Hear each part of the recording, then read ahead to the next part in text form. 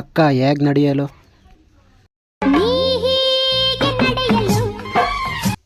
ಅದು ನಡೆಯೋ ಥರ ಇಲ್ಲ, ಎತ್ತಿ ತೋರ್ಸೋ ಥರ ಇದೆ. ಕಾಲ್ಗೆಜ್ಜೆ ಕಂಡ್ರೋ ನಾನು ಹೇಳಿದ್ದು. Emotional damage.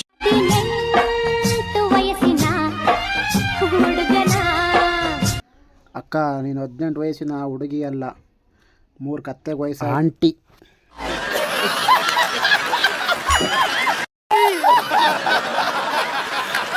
ಕಪಿಕೀರ್ತಿ ಅವರ ಮೋಟಿವೇಶನ್ ಸ್ಪೀಚ್. ಸಾರಿ ಕಿಪಿಕೀರ್ತಿ. ಅಯ್ಯೋ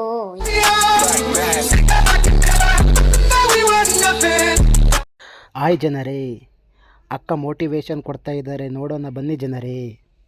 ಅಯ್ಯೋ ಯಾಕೆ ಜನರೇ ಪ್ರೀತಿಯಿಂದ ಬೀಳ್ತಿದ್ದೀರಾ?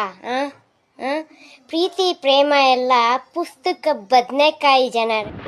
ಈ ಪ್ರಪಂಚದಲ್ಲಿ ಪ್ರೀತಿ ಪ್ರೇಮ ಅನ್ನೋದು ಪುಸ್ತಕದ ಬದನೆಕಾಯಿ ಅಂತ ಪ್ರೂವ್ ಆಗೋಯ್ತು. ಇದು ಗೊತ್ತಿಲ್ವಾ ಜನರೇ? ಯಾಕೆ ಬೇಕು ಜನರೇ? ಅರ್ಥ ಆಯಿತು ಅಕ್ಕ, ನಿಮ್ಮ ಮಾತು ನಮ್ಮ ಕಿವಿಯೊಳಗೆ ಹೋಗಿ ಹೃದಯವನ್ನು ಮುಟ್ಟಿದೆ. ನೀವು ಅಕ್ಕನ ಮಾತು ಕೇಳಿನೂ ಲವ್ ಮಾಡಿದರೆ ನಿಮ್ ಕಾರಣ ನೀವೆಲ್ಲ ಹಾಳಾಗೋಯ್ತೀರಾ, ಹಾಳಾಗಿ ಅಕ್ಕುಟ್ಟೋಗಿ ಸತ್ತೋಗ್ಬಿಡ್ತೀರಾ. ಕರೋನಾ ಬಂದು ಎಂತೆಂಥವ್ರು ಸಾಯ್ತಾರೆ, ನಿಮ್ಮಂತೂ ಸಾಯ್ತಾ ಇಲ್ಲ. ನಂಗೆ ಅದೇ ಬೇಜಾರು.